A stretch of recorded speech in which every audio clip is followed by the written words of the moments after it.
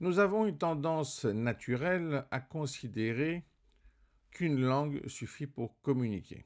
Le problème, c'est que la linguistique met en évidence que l'existence d'une langue, finalement, n'est que le choix parmi les dialectes. Donc ce n'est pas une langue qui va construire des dialectes, c'est simplement un choix qui peut être même politique sur un dialecte parmi d'autres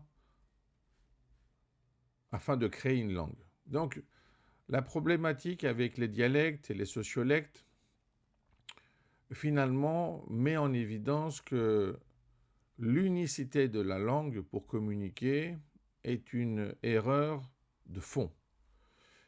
En réalité, la langue n'est pas simplement un moyen de communication, elle est aussi un moyen de compréhension. Donc ce n'est pas très étonnant d'entendre cette citation tchèque qui dit que plus on connaît de langues, plus on est humain.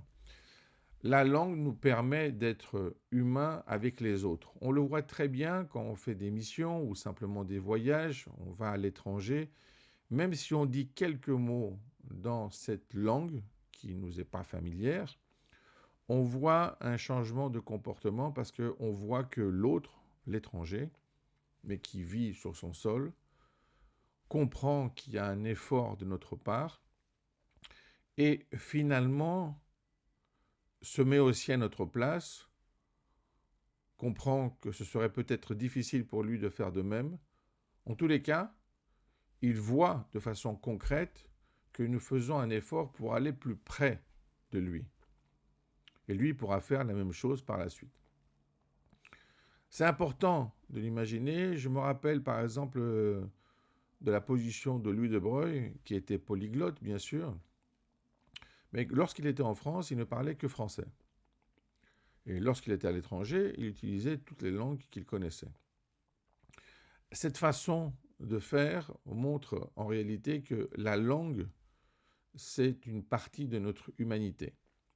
Donc c'est aussi l'humanité elle-même qui, dans sa diversité, dans le foisonnement des langues, permet de voir le monde différemment et pas simplement enclavé dans un aspect social et même sociétal.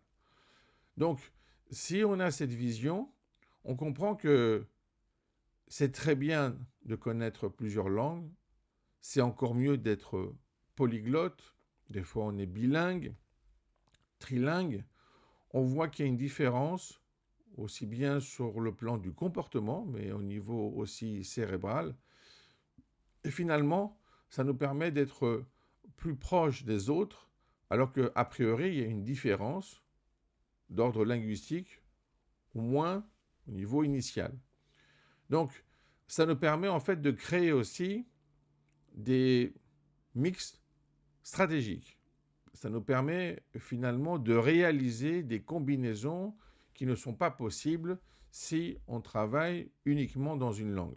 Ça nous permet aussi de comparer, ça nous permet d'enrichir, ça nous permet de combiner.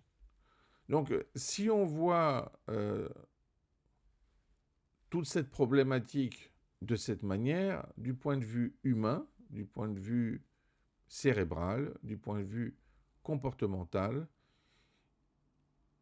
c'est positif de connaître plusieurs langues, c'est positif aussi de réfléchir dans le cadre de ces langues.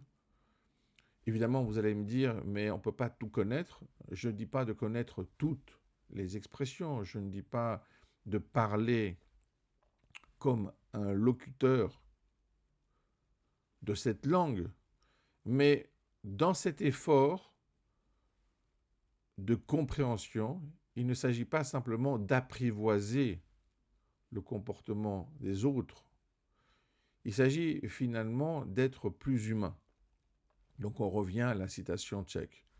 Le fait de connaître plusieurs langues nous permet d'avoir une sorte de panoplie, de gérer à travers cette multiplicité la richesse de la pensée humaine et de l'exprimer de façon plus efficace et sans doute plus robuste pour ne pas la trahir, pour transmettre un message qui a du sens afin de construire l'œuvre d'une vie commune avec les autres au profit de l'humanité.